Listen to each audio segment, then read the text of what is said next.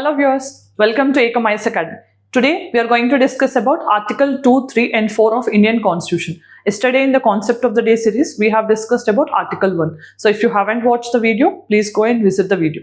So today we are going to discuss about 2, 3, 4, also which forms part of Part 1 of Indian Constitution that deals with Union and its territory. So let us discuss what is Article 2 and 3 talking about. So first let us understand what is Article 2. Article 2 is giving the powers to the Parliament of India, which is a supreme law making body in India, to admit any new state which was not earlier part of Indian Union. So that is the provision of Article 2. That means whichever the states that were not existing earlier can also be incorporated into Indian Union using the Article 2. At the same time, if any state is already existing as an entity, if that has to be acquired or it has to be admitted into Indian Union, the same power is conferred under Article 2 of Indian Constitution. For example, in Sikkim, right? So Sikkim used to be a monarchy, independent monarchy earlier. But when they wanted to join Indian Union, a plebiscite was conducted. So plebiscite is generally a tool of direct democracy. So plebiscite is generally conducted with respect to geographical matters, right? So let us understand. After a plebiscite was conducted, Sikkim has shown its interest to join Indian Union. So by passing 35th Constitutional Amendment in 1974, Sikkim was admitted into Indian Union under Article 2A of Indian Constitution. But later, 36th Constitutional Amendment in 1975 has repealed this Article 2A from Indian Constitution. So that is what you have to understand from Article 2. Article 2 is giving the powers to the Parliament to admit any new state or establish new states. Two things can happen. Either if there is no state, but if it is created and it was admitted into Indian Union, that can be, or otherwise, if already existing state as a foreign territory or a part of different country, then that can also be admitted into Indian Union in Article 2, right? Let us understand.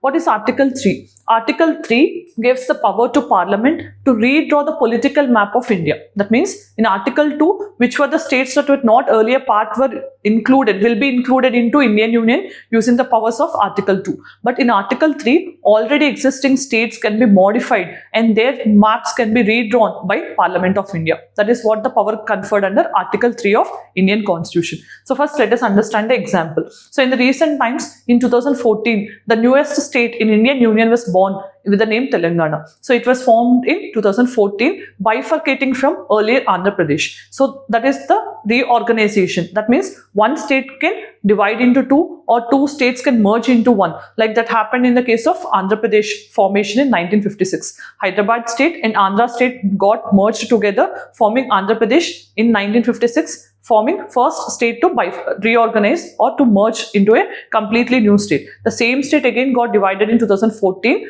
by forming two new states. So that can happen under Article 3. Then what can also happen? Change in the state areas. So increasing the boundary or increasing the area or decreasing the area. That can also happen under Article 3. Altering the state boundaries. So state boundaries can also be altered. At the same time changing the names of the state. So in the recent times, Kerala is trying to propose a new name, Keralam, for their own state. At the same time, even West Bengal Chief Minister Mamata Banerjee also has proposed Paschim Bengal as a name for West Bengal. So these name changes can also happen only under Article 3 of Indian Constitution as per the powers conferred to the Parliament of India. Then uniting parts of the states or union territories. Two different states can be combined into one or two different union territories can be made into one. For example, it happened recently in the context of Dadra Nagar Haveli in Daman and Diu. So that can also happen under Article 3. But if this has to happen, there has to be a procedure that has to be followed. Then let us understand what is the procedure, right? So first thing is, when any bill which is trying to redraw the political map of India, that has to be tabled in the Parliament. But before it is tabled in the Parliament, it has to be given prior consent of the President of India.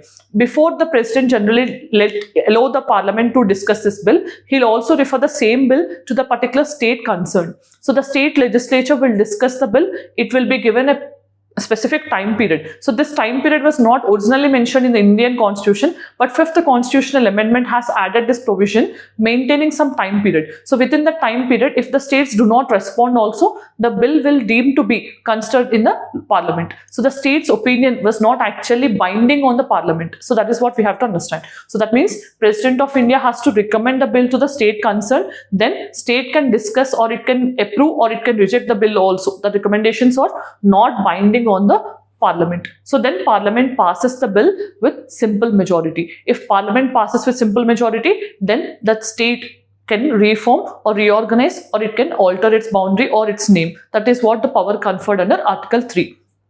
Then what is the difference between Article 2 and 3? Article 2 is making new states that were not part of Indian Union to join Indian Union, but Article 3 is making some modifications to the already existing states and union territories. So here we have to understand another important point is, in the case of union territories, there is no requirement of the president to refer it to the state union legislatures. For example, Delhi, Puducherry, Jammu and Kashmir, or union territories with legislatures. In those situations, they cannot actually, that is not mandatory for the president to recommend to these legislatures of the union territories. But in states, generally they'll follow this as a practice. Then what is Article 4? Whatever the modifications that we do under Article 2 and Article 3 has to be reflected in Schedule 1 and Schedule 4 of Indian Constitution.